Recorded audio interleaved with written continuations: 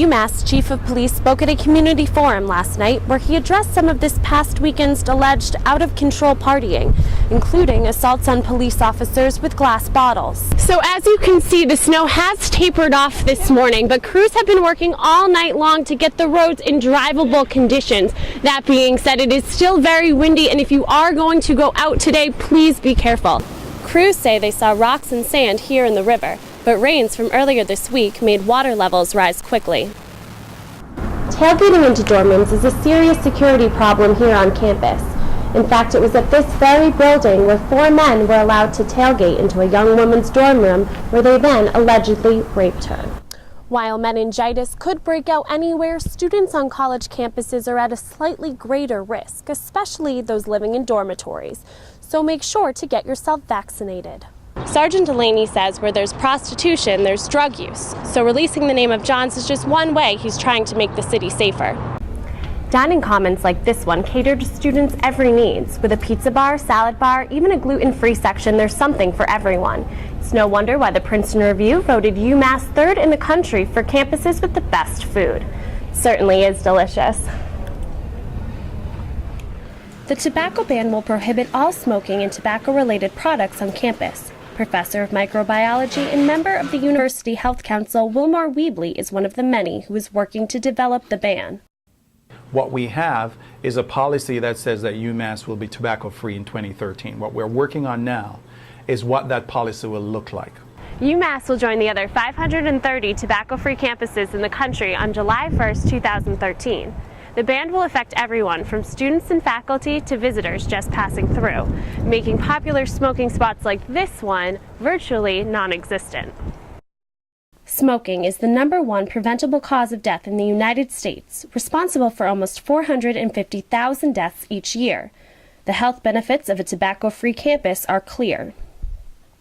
Secondhand smoke causes about 50,000 United States citizens to die each year.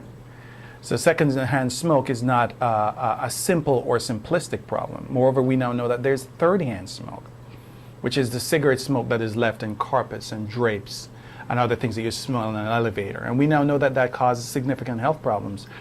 Despite all of the potential benefits of a tobacco-free campus, students are skeptical about the actual effectiveness of the ban.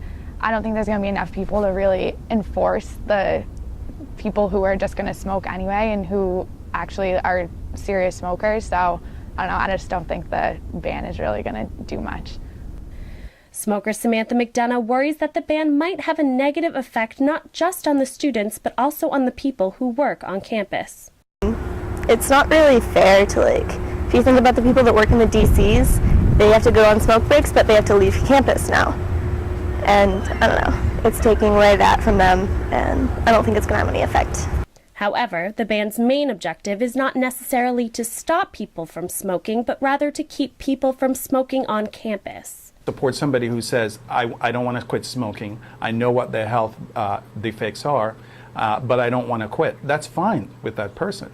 But you shouldn't then be able to put another person in harm's way by exposing them to secondhand smoke.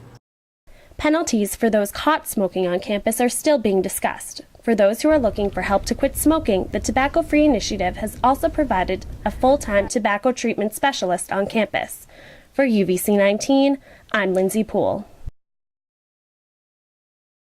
This was the scene in Southwest, UMass's largest residential area, following the loss of the New England Patriots to the Giants in the Super Bowl.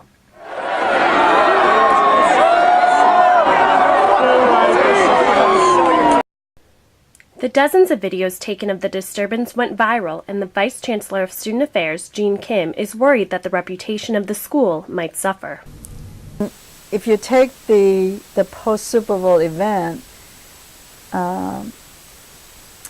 it really involved a very small percentage of our student body. I mean, even if you just look at the residential students, we house well over 12,000 students.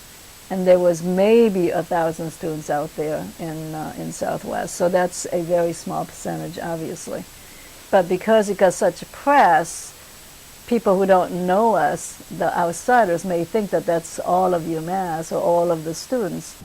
However, student opinion on the subject is mixed. Some, like Sean Adley, are not concerned.